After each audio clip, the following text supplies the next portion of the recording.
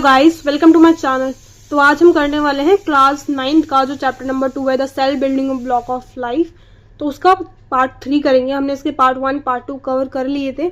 अब पार्ट 2 में हमने कहाँ तक पढ़ा था, या ऑस्मोसिस पढ़ लिया था कि ऑस्मोसिस क्या होता है, एंडोस्मोसिस, एक्सोस्मोसिस हमने पढ़ लिया था। अब बारी है हमारी पार्ट 3 में पढ़ने की, हाइपोटोनिक सॉल्यूशन।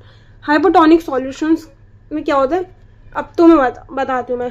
तुमने कभी किशमिश देखी है? उसे तुम पानी में भिगोगे तो किशमिश जो है स्वेल हो जाएगी। और छुआरा कहते हैं उसे, इंग्लिश में आई डोंट नो क्या कहते हैं। अंदर डाल देते हैं पानी के अंदर, इतना छोटा सा बिकड़ लेना या भिगो देना कभी भी, तो वो स्वेल कर जाएंगे। बादाम को देखा है, बादाम भी स्वेल हो जाता है। तो ऐसा क्यों, किस लिए होता है? रीजन क्योंकि medium surrounding the cell has higher water concentration than the cell. जो मीडियम सराउंडिंग, जैसे मान लो इस पेपर में समझा दो, जैसे कि मान लो तुम्हारा ये बीकर है, इसमें मैंने किशमिश रखी है, ये तुम्हारा सेल है मान लो, ठीक है, बीकर है। तुम्हारे सेल के अंदर पानी है 20%, यहाँ पानी है 80%, ठीक है, 80% पानी है, यहाँ 20% पानी। अब तुमने ऑस्मोसिस में पढ़ा यही होगा कि हाई कंसंट्रेशन से लो कंसंट्रेशन में मूवमेंट होती है। तो इस केस में क्या होगा, अगर सराउंडिंग में पानी ज़्यादा है तो व्हाट विल हैपन? गैस क्या होगा इसमें? क्या होगा कि जो पानी बाहर ज़्यादा सराउंडिंग में ज़्यादा है तो वो सेल के अंदर चला जाएगा। सेल के अंदर जाने की वजह से क्या होगा, सेल ऐसे इतना बड़ा हो जाएगा, सेल स्वेल हो जाएगा। Swell, cell will be swell. ये किसका एग्जाम्पल है? हाइपोटोनिक सॉल्यूशन का एग्जांपल है। ये इसकी डेफिनेशन है। Water enters the cell, water cell के अंदर आता है, जिसे हम एंडो ऑस्मोसिस कहते हैं। इसमें मैंने क्या एग्जांपल में बताया, जो बाहर का पानी था वो सेल के अंदर आया, उसे ही एंडो ऑस्मोसिस कहते हैं।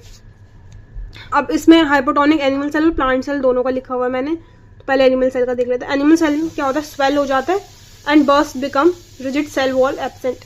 स्वेल होने के बाद वो फट जाता है एनिमल सेल, क्योंकि एनिमल सेल में सेल वॉल नहीं होती, that's why swell and burst because rigid cell wall and absent, cell wall absent होती है एनिमल सेल में, तो इसीलिए वो swell करके फट जाता है। अब हम प्लांट सेल का देखेंगे। इसमें क्या होता है, एनिमल सेल में देखा कि एनिमल सेल में सेल वॉल नहीं होती तो वो फट जाता है स्वेल करके। Plant cell swell and rigid cell wall prevent bursting.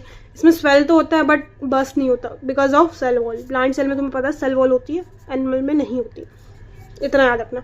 अब हाइपरटोनिक में इसका अपोजिट होता है। जो मैंने हाइपोटोनिक में बताया कि सेल स्वेल होता है, इसमें सेल श्रिंक होता है, सेल सिकुड़ जाता है पूरा। Medium surrounding of cell has lower concentration of water than the cell. अब इसमें ही एग्जांपल दे देते हैं हम। ये हमारा बीकर है, इसमें सेल के अंदर 80% कंसंट्रेशन है वाटर की। यहाँ ये वाटर है 20%। मूवमेंट क्या होगी तुम्हें पता है, ऑस्मोसिस क्या होता है इसमें होगी। उसमें तो एंडो ऑस्मोसिस थी, इसमें एक्सोस्मोसिस होगी। एक्सोस्मोसिस, पानी सेल से बाहर निकलेगा। क्यों होगा तुम्हें पता है रीजन? ऑस्मोसिस में हमेशा होगा वाटर हाई कंसंट्रेशन से लो कंसंट्रेशन में जाएगा। तो 80% पानी सेल के अंदर है तो वो आएगा सराउंडिंग में, बीकर के बाहर, और that's why the shell will be shrink. ये याद रखना। हाइपरटोनिक में सेल श्रिंक करेगा। हाइपो, मैंने तो ट्रिक बना रखी है, हाइपो में साउंड आ रहा है हिप्पोपोटामस, जो कि मोटा होता है, और मोटा क्या, सेल स्वेल करके तो इतना ही बड़ा ही होगा।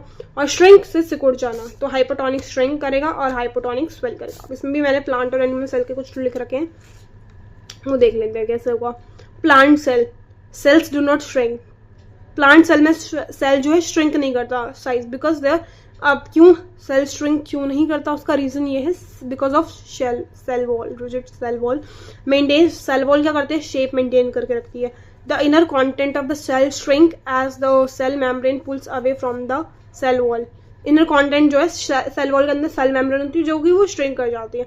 वैसे मैं सच बताऊं तो इतना डिटेल में वो तुमसे नहीं पूछेगा। 9th क्लास मैंने भी पास करी है, वो भी अच्छे मार्क्स से पास करिए, तो इतना वो नहीं पूछने का डीपली तुमसे।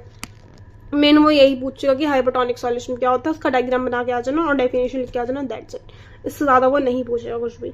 और फिर एनिमल सेल की बात करें तो without a rigid cell wall, बिना किसी सेल वॉल के नहीं है। तो जब एनिमल सेल में सेल वॉल नहीं है तो सेल जो है श्रिंक कर जाएगा। Animal cell can easily change its shape. Animal cell easily अपनी शेप चेंज कर सकता है। सो ये बहुत मैं बता रही हूँ, ये नोट्स बहुत डिटेल में, इससे बाहर तो कुछ आएगा नहीं तुम्हारे नोट्स से। बस मेरे नोट्स में बस एक चीज़ की कमी है, डायग्राम्स की, क्योंकि वो मैंने बनाया नहीं, मेरी ड्राइंग ज़्यादा खास है नहीं। इन फ्यूचर मैं अगर बोर्ड पे पढ़ाऊँगी, वाइट बोर्ड पे भी खैर बनाना ही पड़ेगा, but smart board in future में स्मार्ट बोर्ड पे पढ़ाऊँगी तो मैं ज़रूर उसमें डायग्राम्स वगैरह सब ऐड करूँ उन स्लाइड्स में। बट अभी फ़िलहाल मैं जो लिख के पढ़ा रही हूँ पेन पेपर पे, तो वहाँ पे थोड़ा मुश्किल हो जाएगा मेरे लिए। मेरी ड्राइंग इतनी अच्छी नहीं है, बट फिर भी आई विल ट्राई। डाउट ये हो गया। अब इसके बाद आइसोटोनिक सॉल्यूशन देखेंगे। आइसोटोनिक सॉल्यूशन, इसमें क्या होता है, अभी देखो इसमें को भी यहाँ बना देती हूँ। जैसे कि ये हमारा सेल है, सेल के अंदर जो वाटर कंटेंट है वो 50% है, सेल के बाहर भी वाटर 50% है। इसमें ना ही सेल स्वेल करेगा ना ही सेल श्रिंक करेगा। आइसो का मतलब कह सकते हैं सेम भी कह सकते हैं। तो medium as same water concentration as that of cell. जितनी वाटर कंसेंट्रेशन सेल में है उतनी ही उसके बिकर के अंदर, यानी कि उसके बाहर भी उतनी ही कंसेंट्रेशन होगी। सो नेट मूवमेंट नहीं होगी। Size of the cell remains same, no change. Cell will not shrink and not swell. So मुझे तो सबसे अच्छा आइसोटोनिक लगा। न्यूट्रल है बिल्कुल, ना इसको सपोर्ट करता ना इसको सपोर्ट करता, मजे में आइसोटोनिक। तो यहाँ पे हमारा ऑस्मोसिस का टॉपिक खत्म होता है। प्लाज्मा मेम्ब्रेन इसी के साथ यहाँ पे खत्म हो जाता है। अब इसके बाद पढ़ेंगे न्यूक्लियस से। न्यूक्लियस की सबसे पहले बताओ क्या बोलते हैं न्यूक्लियस को। माइटोकॉन्ड्रिया तो पावर हाउस है सेल का, और nucleus control centre. It's like a brain. हमारा ब्रेन है वैसे ही न्यूक्लियस है, सेल का ब्रेन न्यूक्लियस है। न्यूक्लियस को हटा दो तो सारे सेल फंक्शन करना बंद कर जाएंगे। तुम्हारे शरीर से तुम्हारे दिमाग को हटा दो तो तुम भी कुछ नहीं कर पाओगे। तो दिमाग का फायदा भी क्या है? न्यूक्लियस, मेरा छोटा भाई पूछ रहा दिमाग का फायदा क्या है। अपना दिमाग निकाल दे। मैं बोल रहा हूँ जो पढ़ नहीं रहे उनका दिमाग का फायदा क्या है? क्यों पढ़ाई नहीं करे तो कुछ और तो कर रहे हैं वो लोग। दिमाग का क्या फायदा है? मूवमेंट कर पा रही हूँ, दिमाग चलना फिरना, हैंड मूवमेंट सब कुछ दिमाग करवा रहा है। हंसी के लिए कुछ सिर्फ कह रहा हूँ, ये सब कुछ दिमाग करवा रहा है। काट दिए सबके सब सीन, वो रहनी चाहिए कि दिमाग का फायदा है। सब रखूंगी मैं, कुछ नहीं काटूंगी क्लिप। न्यूक्लियस डिस्कवर्ड बाय, सबसे पहले देखते हैं न्यूक्लियस को किसने डिस्कवर करा था। रॉबर्ट ब्राउन ने 1831 में डिस्कवर किया था। डबल मेम्ब्रेन स्ट्रक्चर है ये, double membrane bound structure. It controls metabolism control करता है, growth and contains hereditary material, genetic material contain करता है ये क्रोमेटिन। न्यूक्लियस का जो जैसे छोटा सा न्यूक्लियस है बीच में, इसके अंदर क्रोमेटिन, इसके धागे होते हैं, क्रोमोसोम क्रोमेटिन, ये सब किसमें होते हैं, डीएनए के अंदर ही होता है। बीच में न्यूक्लियोलस, ठीक है।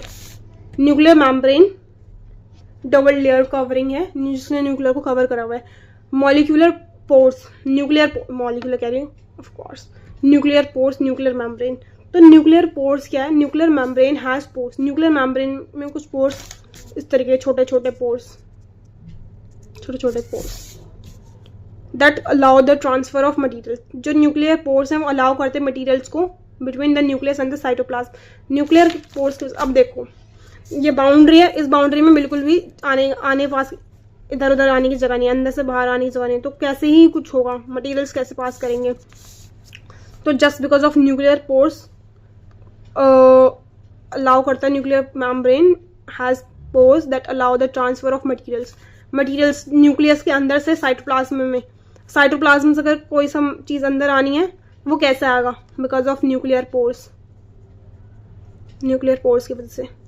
बेसिकली छेद टाइप है, जो कि अभी बाउंड्री बनी हुई है, तो अब इस टाइप की बाउंड्री होगी, इस टाइप की, बीच में छेद होंगे इस वजह से। अब आगे देखते हैं न्यूक्लियर पोर्स के बाद। न्यूक्लियर पोर के बाद न्यूक्लियस, जैसे कि मैंने सेंटर में बनाया था, ये हमारा न्यूक्लियस है, ये जो बीच में मैंने बनाया है, this is nucleus has dense round body in the nucleus के अंदर dense round body where synthesis of ribosomal subunits take place. Ribosomal subunits बनती है जो कि 70s 30s होती है। सब यूनिट्स हैं जो कि न्यूक्लियस में बनते हैं। These subunits can exit the nucleus to cytoplasm. जो ये सब यूनिट्स है वो न्यूक्लियस से बाहर जाते हैं साइटोप्लाज्म में, किसकी वजह से? न्यूक्लियर पोर्स की वजह से। Where one large and some unit assemble to the ribosome. Ribosome बनाने के लिए एक 70s की यूनिट लगती है, एक 30s की यूनिट लगती है। ठीक है, एक मिनट पानी पी लूं।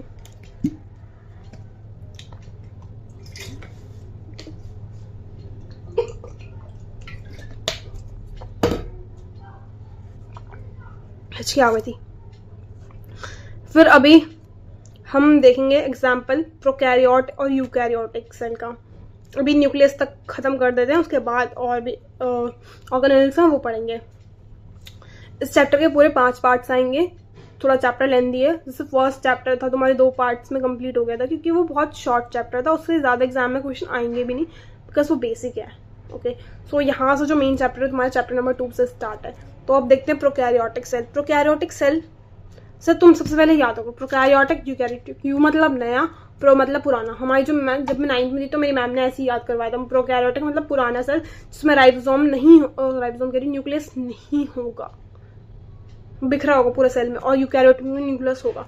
तो यहाँ देख लो पहले, generally smaller in size. Prokaryotic cell बहुत छोटे होते हैं साइज में than the eukaryotic cell. Eukaryotic cell से बहुत छोटे होंगे, 1 से 10 micrometer.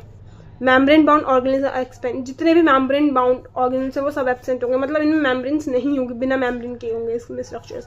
The chromosome is singular, जो क्रोमोसोम है वो सिंगुलर होगा। क्रोमोसोम ऐसे सिंगल स्टैंडर्ड, और जैसे न्यूक्लियस में डबल स्टैंडर्ड क्रोमोसोम। ठीक है, डीएनए ऐसे ही तो बनता है।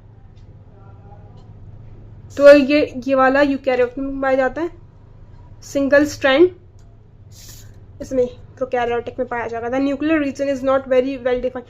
न्यूक्लियर रीजन है वो वेल डिफाइंड नहीं है, इसमें हम न्यूक्लियस को भी आइडेंटिफाई नहीं कर सकते। The reason containing this genetic material is called nucleoid. जिस रीजन में जेनेटिक मटेरियल पाया जाता है उस रीजन को न्यूक्लियोइड कहते हैं, क्योंकि इसका पर्टिकुलर न्यूक्लियस है नहीं प्रोकैरियोटिक का, बहुत पुराने टाइप के सेल्स है। एग्जाम्पल क्या है? बैक्टीरिया, ब्लू ग्रीन एल्गी और साइनोबैक्टीरिया। तो ये हमारा प्रोकैरियोटिक का हो गया। इसके बाद हम यूकैरियोटिक देखेंगे। Okay, eukaryotic cell large in size, ये बहुत बड़े हैं साइज में than the prokaryotic cell. Prokaryotic cell से बहुत बड़े हैं। यू मतलब नए टाइप, नए जमाने के cells. Membrane bound organelles are present, membrane bound organelles present है यूकैरियोटिक में। More than 1 chromosomes are present, एक क्रोमोसोम से ज्यादा क्रोमोसोम्स प्रेजेंट होते हैं। The nuclear region is very well defined in form of a separate membrane bound organelle called nucleus. Nuclear region इसमें well defined है, उसमें वेल डिफाइंड नहीं था, इसमें है। इसका एग्जाम्पल क्या है? प्लांट सेल और एनिमल सेल।